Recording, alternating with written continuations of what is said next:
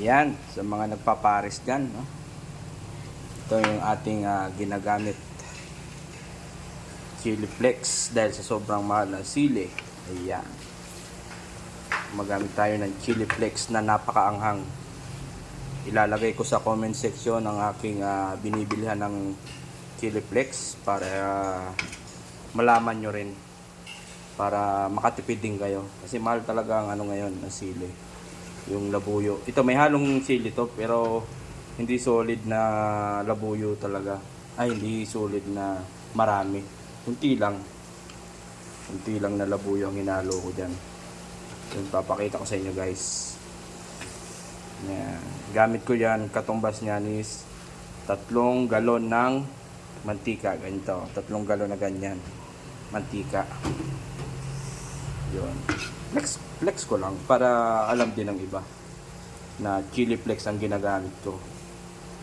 Diba? Mas nakakaano kasi kumain na walang chili talaga yung customer. Alam nyo yan. Yan. Sige, tuloy natin. Malakas na po yan, guys.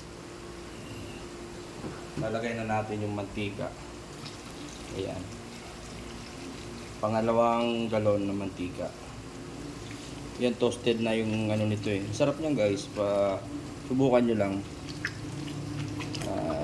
Yan ang libreng tips ni Master Paris Master Brand. Ganyan. Chili flakes lang yan, guys. Walang ano yan. Meron yan siling labuyo, kunti lang, pero yan lang talaga ang ano yan. Oh, baka may magko-comment, may stain na naman to. Oh, para sa kalaman nyo lang, matanda na to kawali ko. Oh, malaki ng binago sa buhay ko niyan.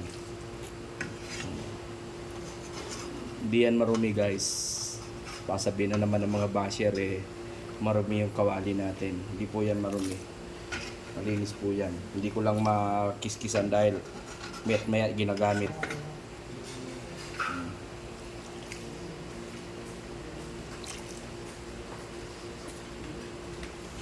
6 years na po sa akin yung kawaling yan. Matanda na po yan. Yung mga itim na yan, yan lang yung sunog ng ano. Kasi nalakas yung apoy ko eh. Pag nagbabagdet kasi ako, umakyat dito yung apoy. Yan. Huwag ka na magpaliwanag, Eduardo. Okay. Maglalagay lang tayo ng bechin. Yun eh.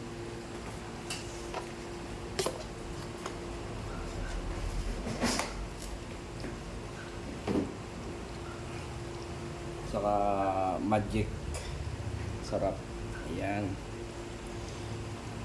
Yan yung pampalasa natin dyan.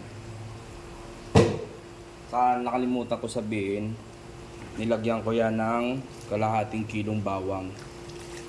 Kung nandito lang kayo, naaamoy nyo yan, guys.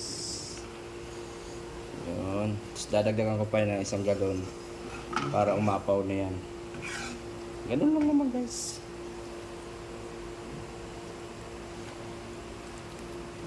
Sarap. Amoy pa lang. Maanghang to. Hindi ito ano. Minsan ito yung hinahabol ng mga customer ko eh. Ayan.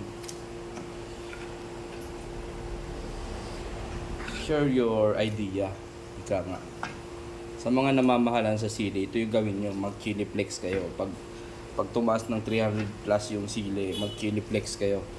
Ililink ko yung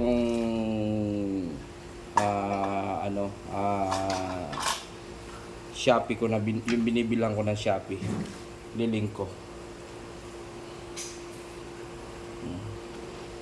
1 kilo lang yan, guys. Yung to yung sili. Ayan o. Tingnan nyo. Kita ko lang. Ayan o. Sarap kaya kumain yan. Yan. Maraming salamat ha.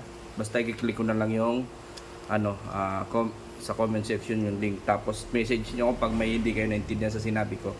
Sa mga basher, good luck. God bless. Sana happy ka. Ito na.